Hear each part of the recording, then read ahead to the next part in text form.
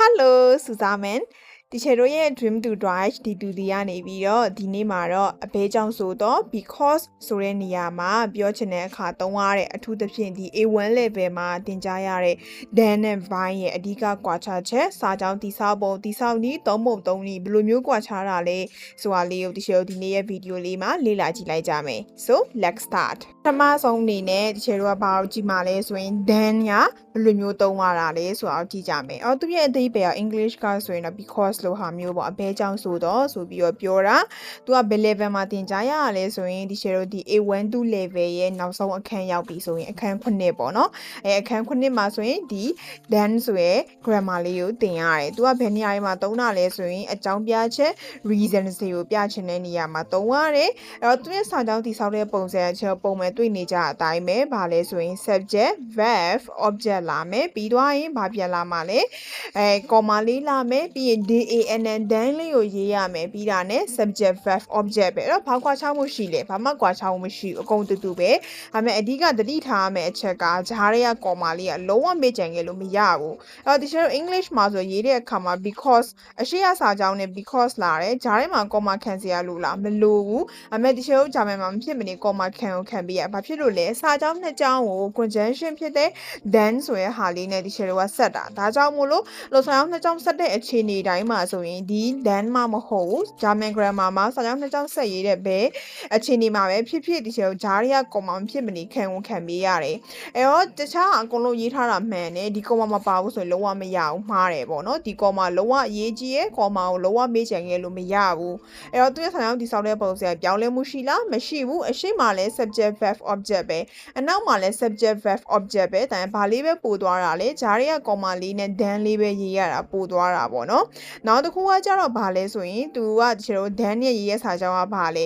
ကိုအကြောင်းပြချက်ပေးရှင်တဲ့စာကြောင်းပဲဥပမာဆိုရင်ငါဒီနေ့အတန်းမလာဘူးဘဲကြောင့်ဆိုတော့ then ဘာဖြစ်လို့လဲငါနေမကောင်းလို့ဆိုပြီးတော့ဒီလိုကအဲ့ Dan ရဲ့အနောက်မှာ then is being crank ဆိုပြီးရေးပေးလိုက်တယ်ဆိုရင်ရသွားပြီပေါ့အဲ့တော့ဒီအားကြောင့်ဒီချေတို့က dan and dan လေးရဲ့စာကြောင်းတိဆောက်ပုံနဲ့သုံးပုံသုံးနည်းပေါ့နော်အဲ့တော့အခုဒီချေတို့ကဒုတိယတစ်ခုအနေနဲ့ကကြာဘာလဲ val vine ကလည်း because ပဲအဲ့တော့ဘာလဲ dan ကလည်း because vine ကလည်း because အဲ့တော့ဒီနှစ်ခုကတူလားမတူဘူးကွာခြားတယ်ဘယ်လိုမျိုးကွာခြားတာလဲချေတို့ဒီအောက်လေးမှာကြည့်လိုက်ကြမယ်Vine ဆိုရဲ because ကကြတော့တချို့ဘယ် level မှာသင်ကြားရလဲဆိုရင် A21 level ရောက်တဲ့အခါမှာသင်ကြားရ A2 level ပေါ့နော်အဲ့တော့ A2 level ရဲ့ပထမဆုံးအခန်းရောက်ပြီဆိုရင်ဒီ VAEL Vine ဆိုရဲ grammar လေးကိုသင်ရလိမ့်မယ်။သူကလည်းဘာနေရာမှာပဲသုံးတာပဲလဲဆိုရင်အကြောင်းပြချက် reasons တွေပြချင်တဲ့နေရာမှာပဲဒီချေတို့ကသုံးပေးရတယ်။ဒါပေမဲ့စာကြောင်းတိဆောက်တဲ့ပုံစံမှာကွာခြားမှုရှိသွားပြီ။သူကပထမဆုံးရှိရစာကြောင်းက subject verb object လာမယ်ပြီးရင်ဒီချက်ဘာပြောထားလဲ comma လုံးဝမေ့ချင်ခဲ့လို့မရဘူး comma လေးလာမယ်ပြီးရနဲ့ val vine ဆိုတဲ့ဟာလေးလာမယ်ပြီးသွားရင်အနောက်မှာထူခြားသွားပြီ subject object verb ဆိုပြီးတော့ဖြစ်သွားပြီဒီချက်လဲဘာနဲ့လုပ်ပေးထားလဲအနီလေးနဲ့ရေးပေးထားတယ်ဘာဖြစ်လို့လဲဆိုရင်ဒီ vine နဲ့ရေးတဲ့အခါမှာ verb ကဘယ်ရောက်သွားလုံးဝနောက်ဆုံးမှပဲထားပေးရတယ်ပုံမှန်အတိုင်းဒီချက်ကိုရေးတဲ့ subject verb object ရေးလို့ရလားလုံးဝမရတော့ဘူး val vine နဲ့ဆိုရင် verb ကအမြဲတမ်းနောက်ဆုံးမှပဲထားပေးရမယ်ဆိုတာလေးကိုမှတ်ထားပေးရမယ်အဲ့တော့အဓိကက dan နဲ့ vine နဲ့ကဘာကွာခြားတာလဲဆိုရင်ဒီချေတို့ဂျားထဲမှာ comma ခံရရဲ့အချက်ကတူတူပဲဘာဖြစ်လို့လဲဂျာမန်မှာစာကြောင်းနှစ်ကြောင်းကိုဆက်ရေးတဲ့အခါမှာဒီ because ဆိုတဲ့ grammar မှာမဟုတ်ဘူးတခြားဘဲ grammar ရဲ့ဖြစ်ဖြစ်အမြဲတမ်း comma ခံရေးပေးရတယ်လုံးဝမေ့ချင်ခဲ့လို့မရဘူးနောက်တစ်ချက်ကဘာကွာသွားတာလဲဆိုတော့ဒီချေတို့က dan and dan နဲ့ဆက်တဲ့စာကြောင်းမှာကပုံမှန်အတိုင်း subject verb object သွားပေးလိုက်ရုံပဲဒါပေမဲ့ val vine နဲ့ဆက်တဲ့စာကြောင်းမှာအဲ့လိုမျိုးဟုတ်သေးလားမဟုတ်တော့ဘူးပေါ့နော် subject object verb ဆိုပြီးတော့ဘာဖြစ်သွားလဲ verb ကနောက်ဆုံးမှရောက်သွားတယ်အဲ့နေရာမှာကိုကမှားပြီးတော့ subject verb object ပဲရေးလိုက်မိရဲ့လုံးဝမရဘူးပေါ့နော်အဲ့တော့ val vine နဲ့ဆက်ပြီးဆိုရင်ဘာလို့ရမှာလဲ verb ကအမြဲတမ်းနောက်ဆုံးမှပဲထားပေးရမယ်ဆိုတာလေးကိုမှတ်ထားပေးရမယ်အဲ့တော့အဓိက dan နဲ့ vine ရဲ့ကွာခြားချက်ကအဓိကအဲ့ဒါပဲ dan ကကြတော့ verb ကပုံမှန်ဒုတိယနေရာမှာနေတယ် vine ကကြဘယ်ရောက်သွားတာလဲ verb ကတစ်ကြောင်းလုံးရဲ့နောက်ဆုံးမှာဒီရှယ်တို့ကထားရေးပေးရတယ်ဒါလုံးဝမားလို့မရဘူးအသေးပဲစာကြောင်းပြန်လိုက်တယ်ဆိုရင်ကတော့ဗာလဲဘဲကြောင့်ဆိုတော့ because ပဲပြောင်းလဲမှုမရှိဘူးပေါ့နော် ဒါဆိုရင်အခုဒီချေတို့ကဒီ vine နဲ့ then ရဲ့စာကြောင်းထဲမှာတုံးတဲ့အခါဘယ်လိုမျိုးကွာခြားတာလဲမျက်စိတွေကိုပုံမြင်သွားအောင်ဒီဥပမာ by speed လေးနဲ့ဒီချေကိုကြည့်လိုက်ကြမယ်ပေါ့နော်အဲ့တော့ပထမတစ်ခုမှာချက်ရေးပေးထားတယ်ဗာလဲ ich gehe weiter nicht zur Arbeit then ich bin krank အဲ့တော့ဒီချက်ပြောထားတယ် then နဲ့ဆက်တဲ့အခါ verb ကဘာမှပဲလေပုံမှန်အတိုင်းဒုတိယနေရာမှာပဲ subject verb object ပဲသွားတယ်ဒါကြောင့်မို့ဒီချက်တော့ဘာဖြစ်သွားတာလဲ then ich bin krank အဲ့တော့ငါဒီနေ့အလုပ်မသွားဘူးဘာဖြစ်လို့လဲငါနေမကောင်းဖြစ်နေလို့ပြောတာနောက်တစ်ခု vine နဲ့ကျတော့အဲ့လိုမျိုးဟုတ်သေးလားမဟုတ်တော့ဒီချက်အစိမ်းလေးနဲ့ highlight လုပ်ပေးထားတယ်ဘာလဲ ich gehe weiter nicht zur Arbeit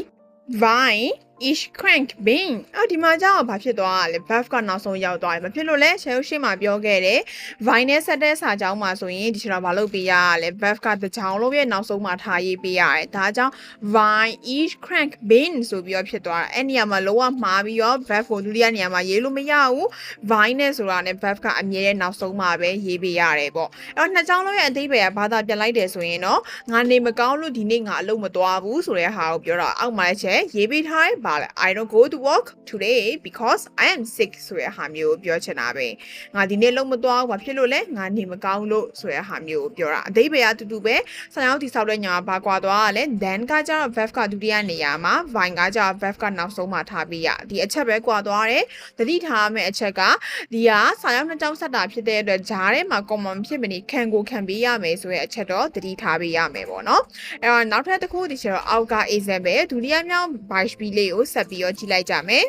အဲ့တော့ဒီချက်ဒုတိယမြောက် example မှာဆိုရင်အချက်ရေးပေးထားတယ်ဗာလဲ ich lerne Deutsch then ich möchte in Deutschland studieren möchte would like to want to လို့ဟာမျိုးကိုပြောချင်တာပဲ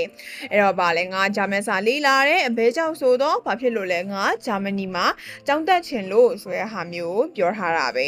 အဲ့တော့ then နဲ့ဆက်တာဖြစ်တဲ့အတွက် verb ကဒီချက်မူတာတွေဆိုရင်အမြဲတမ်းဒုတိယနေရာမှာပဲနေပေးရတယ် verb infinitive ကနောက်ဆုံးမှာပဲထားပေးရတယ်အဲ့တော့ဆိုင်အောင်ဒီဆောက်တဲ့ပုံစံအနေနဲ့ပြောင်းလဲမှုမရှိဘူးတတိထားရမယ့်အချက်တစ်ခုကတော့ကော်မာလုံးဝမေ့ချင်ခဲ့လို့မရဘူးပေါ့အဲ့တော့ vine နဲ့ဆိုရင်ရောဘယ်လိုမျိုးဖြစ်သွားမှာလဲအောက်မှာဆက်ကြည့်မယ်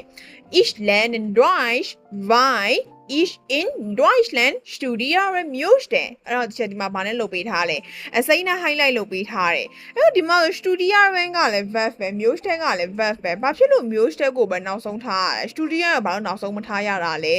ဆိုရင်အမြဲတမ်းပုံသင်မှတ်ထားရမယ့်အချက်တစ်ခုကဂျာမဲမှာအမြဲတမ်း verb က second place ဒုတိယနေရာမှာပဲနေပေးရတယ်တစ်လုံးထပ်ပို့သွားတယ်ပေါ့ဒီမှာလိုပုံစံပေါ့ moda နဲ့ verb infinitive နဲ့ဆိုရင်အမြဲတမ်း verb infinitive ကဘာလို့ရရလဲတကြောင်လုံးရဲ့နောက်ဆုံးမှာသွားရေးပေးရတယ်အဲ့တော့ဒီချက်တို့က vine နဲ့ဆက်တဲ့အခါမှာじゃဘာလို့ရလဲ verb ကအမြဲနောက်ဆုံးမှာပဲထားရတယ်အဲ့ခါကြောင်းသားတွေကဘာကြောင့်ဝမ်းတက်လဲဆိုရင် studier နဲ့ möchte နဲ့နှစ်ခုလုံးက verb ပဲဘယ်အောင်နောက်ဆုံးထားရမှာလဲအမြဲတမ်းပုံသင်မှတ်ထားရမယ်ဘာလဲဆိုရင်ဒုတိယနေရာမှာရှိတဲ့ verb ကိုပဲအမြဲတမ်းတကြောင်လုံးရဲ့နောက်ဆုံးကိုပို့ပေးရမယ်ဆိုတာအောင်မှတ်ထားရမယ်အဲ့တော့ဒုတိယနေရာမှာရှိတဲ့ verb ကကြတော့ဘယ်ရလဲ möchte ဒါကြောင့်မို့ဒီရှေ့တော့ möchte ကိုပဲနောက်ဆုံးပို့လိုက်တယ်ဆိုရင်ရသွားပြီအဲ့တော့ ich lerne Deutsch weil ich in Deutschland studieren möchte ဆိုပြီးတော့ဖြစ်သွားတာပေါ့အဲ့တော့ငါဂျာမန်စာလေ့လာတယ်ဘာဖြစ်လို့လဲငါဂျာမနီမှာကျောင်းတက်ချင်လို့ဆိုတဲ့ဟာမျိုးကိုပြောတာပဲအဲ့တော့အဓိပ္ပာယ်အတူတူပဲဘာပဲကွာခြားလဲအပေါ်ကလိုပုံစံနဲ့အတူတူပဲဒီချေတို့ကဒီ vine နဲ့ဆက်တဲ့စာကြောင်းမှာ verb ကကြောင့်တစ်ချောင်းလုံးရဲ့နောက်ဆုံးမှာရေးပေးလိုက်ရတယ် then ကပုံမှန်အတိုင်းပဲရေးပေးရုံပဲတတိထားမယ့်အချက်ကဂျားရကော်မာကလုံးဝမေးလို့မရဘူးဆိုတဲ့အချက်ကိုတတိထားပေးရမယ်ပေါ့နော်အဲ့တော့အောက်မှာချက် English လို့ရေးပေးထားတယ်ဗာလဲ I learn Deutsch because I want to study in Germany ဆိုရဟာမျိုးပြောတာပဲအဲ့တော့ငါဂျာမန်စာလေ့လာတဲ့ဘာကြောင့်ဆိုရဟာမျိုးပြောချင်တာပဲပေါ့နော်ကဲဒါဆိုရင်တော့ဒီနေ့ဒီချေတို့က A1 level မှာသင်ကြားရတယ် because လို့ပြောတဲ့နေရာမှာသုံးတယ် then and by ရဲ့သုံးပုံသုံးနည်းစာကြောင်းတိဆောက်ပုံတိဆောက်နည်းတွေကိုကွယ်ကွယ်ပြပြကွာခြားချက်ဘယ်လိုမျိုးရှိရလဲဆိုတာကိုသိရှိသွားလောက်ပြီပေါ့အဲ့တော့ဒီချေတို့ဒီနေ့ဗီဒီယိုလေးကိုဒီမှာပဲဆုံးသက်လိုက်ကြမယ် yeah also this is alles Dankeschön und don't forget to like and subscribe my channel see you in the next video